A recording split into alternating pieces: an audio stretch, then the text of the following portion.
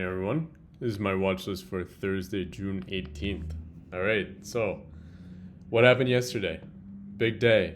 We had FOMC at 2 p.m. and the market saw some volatility, right? We filled the gap on SPY, we filled the gap on QQQ, and immediately we bounced off of those zones that we were watching, right?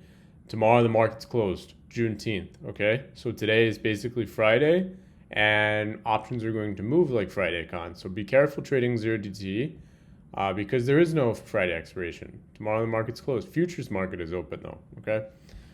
So SPY filled the gap, Q's filled the gap. What's happening today? We are gapping up a bit. However, we're gapping up right into this 744 level. Okay, this is going to be my bull bear bias on SPY today, 744. If we hold 744, then market can go back to 748. And then if we reclaim 748, this can just turn into a squeeze.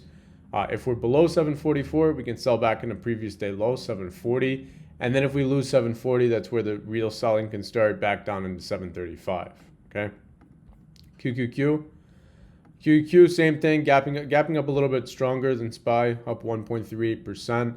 But same exact thing happened yesterday, right? We got the FOMC, we filled the gap, we saw the big bounce. Remember, I talked about this level yesterday on pre-market with Brett, 724, 722. That's my big zone on the Qs.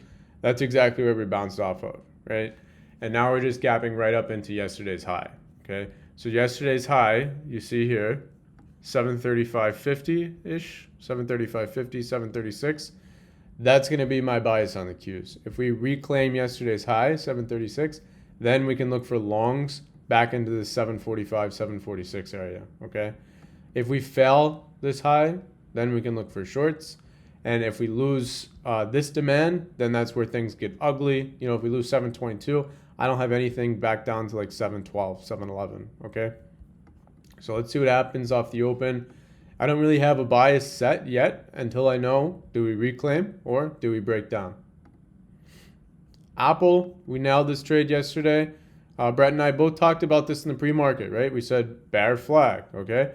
So then once it failed, this was looking weak off the open. Once it failed below the previous session high, 300.50, that's where I shorted, and then Brett got in a bit later, got in over here somewhere, and he shorted as well, and this wound up being a really nice trade. I still like this bear flag on Apple, okay? Very, very weak back here after the event. This is clearly a bear flag if you draw the trend line. Very, very clearly a bear flag, okay? Now, where do I like this at this point? It's got to break below the flag.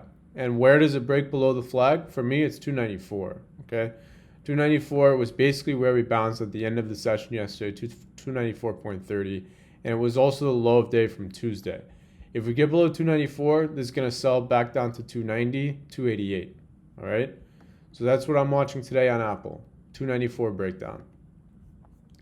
AMD, I don't have anything on this, guys. It's just not, this doesn't look like a sexy chart for me. 500, as long as we're holding 500, it's a bullish chart. Amazon, maybe I like this potentially below 234. Let me see. Yeah, 234 is my level on Amazon. It's still kind of completing this. It's filling this area from back here from mid-April, right? So we do have more room for this to sell back into around 220 if Amazon loses 234, okay? Google, I'm not watching. I like this earlier in the week, but it just sold. Meta, nothing. Microsoft, look at this. This name has gotten so beaten down. I don't have anything for Microsoft, but eventually this is going to bounce. It's approaching this big demand pocket over here, 370, 360.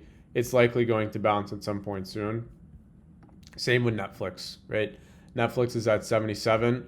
My major demand is at 75. And I will actually take this long. If we get an intraday move into 75, or if we get like an overnight gap down, I really like 75 to take long on Netflix.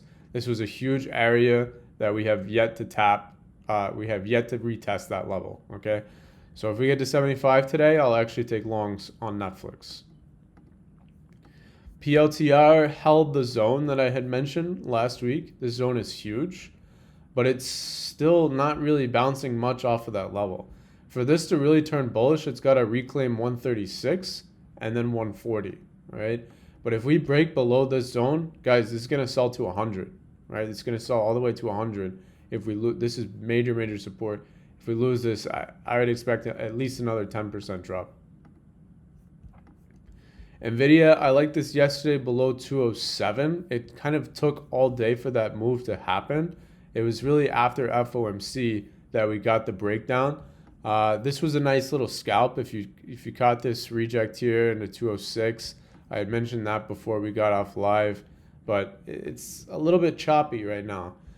I don't really like Nvidia today, honestly. I liked this yesterday below 207, but this chart doesn't look as good to me anymore.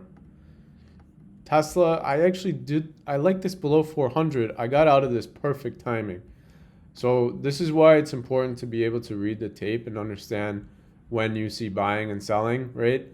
I got in right here. This was looking really nice for a breakdown below 400. And then we bounced off of 398 and I saw there was no selling, right? They started buying this and then I immediately recognized, okay, this is going to be a grab, right? This is going to be a grab below 400 and then boom, this candle ripped back over 400. So I took a little trim and then I just got out of the rest at break even before this candle even happened, right? That's why it's so important to be able to recognize that price action, be able to recognize that there's buyers stepping in, right? Being able to read the tape. That's all important to avoid. You can get out of positions before it rips against you, okay? But my bias level is still 400 on Tesla. If we are failing below 400, this is still a short, in my opinion, because we lost this big trend, right? We lost the big trend line, and this just continues to sell below. You can draw more trend lines, right? Trend line here, we're selling below that. You just have to look for the right entry, okay? Maybe it happens today. If we lose yesterday's low, 394, then it has room down into like 386, okay? So we'll look for an entry on this again today, potentially. It just has to look, the tape has to look good. It has to be the right conditions for us to get an entry, all right? So that's my watch for today. Very curious to see what happens with SPY and QQQ, as well as a few of these individuals. Market's closed tomorrow. I'll see you guys on live.